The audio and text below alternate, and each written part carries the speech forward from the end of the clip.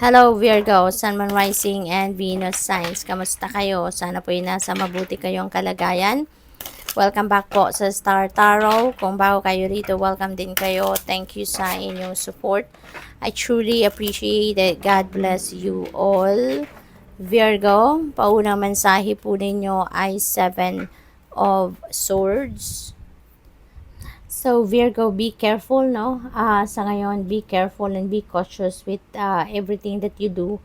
Kasi maaaring merong mga low vibration people around you at this time, mga deceptive energy, mga sinungaling, no? Baka kayo ay mabudol, baka kayo ay ma-scam, baka kayo ay maloko, no? Kaya mag-iingat po kayo sa ngayon. Huwag kayong basta-bastang magtitiwala agad-agad, no, sa mga taong nakakausap ninyo sa ngayon.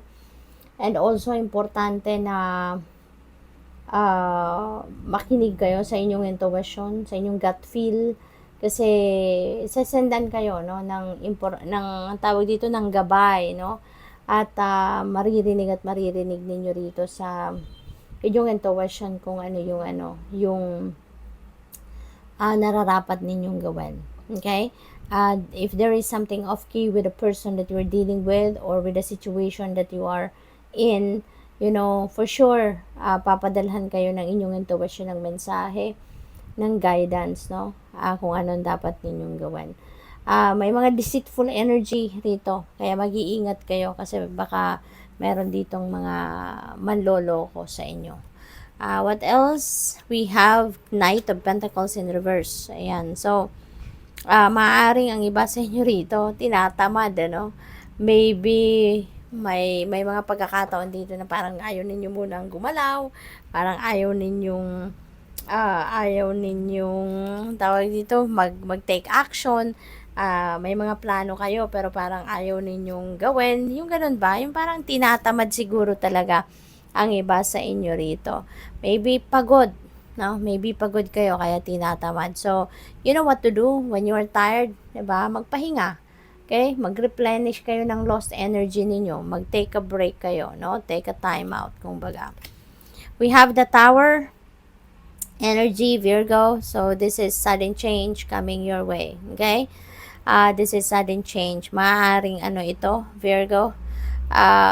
Pagbabagong masusurpresa kayo. Pagbabagong hindi ninyo sukat akalain na ito'y mangyayari pero mangyayari, maaaring sa una ma-confuse kayo, sa una magtataka kayo, bakit nangyayari to? Bakit sa akin? No, bakit ako? 'Di ba?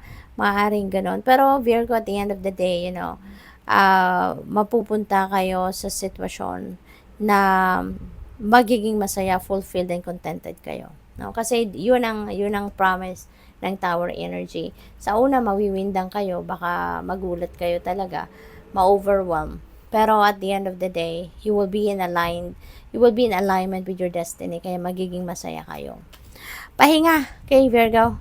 Parang ilang weeks na to, ilang days na to na parang lagi kayong merong ganitong energy. So siguro talaga lagi kayong pagod, lagi kayong maraming ginagawa, maraming iniisip. So maybe you are mentally, emotionally overwhelmed.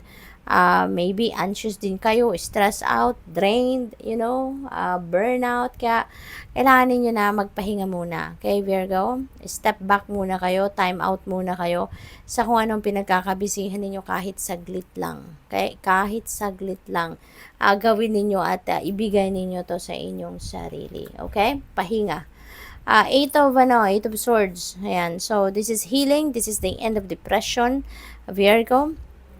Kaya kung meron kayong lungkot, meron kayong difficulty na nararanasan sa buhay ninyo na parang hindi kayo makagalaw ng malaya, no, because of restrictive energy, sa ngayon siguro masosolve nyo na yan, no? Masosolve nyo na, mahahanapan nyo na yan ng solusyon, makakaalis na kayo sa restrictive energy na yan.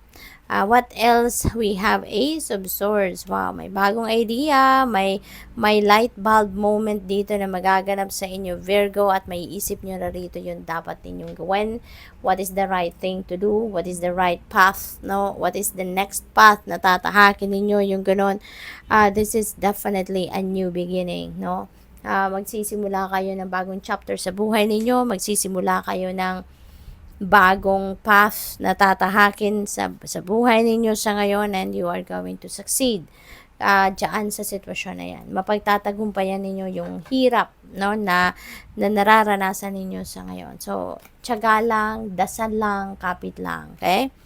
Chariot, moving forward, moving on. Virgo, napakaganda. So, mapapagtagumpayan nyo talaga kung naman ang difficult situation na pinagdadaanan ninyo recently, and you are able to move on from that situation, no, successfully.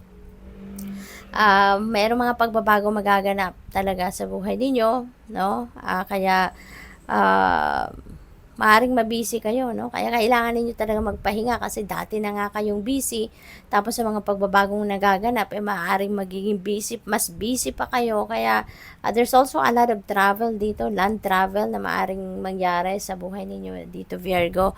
Siguro lagi kayong nasa streets ngayon, no? Nagbabiyahe, kaya mag-iingat kayo at magpapahinga kasi nakakapagod din ang nagbabiyahe.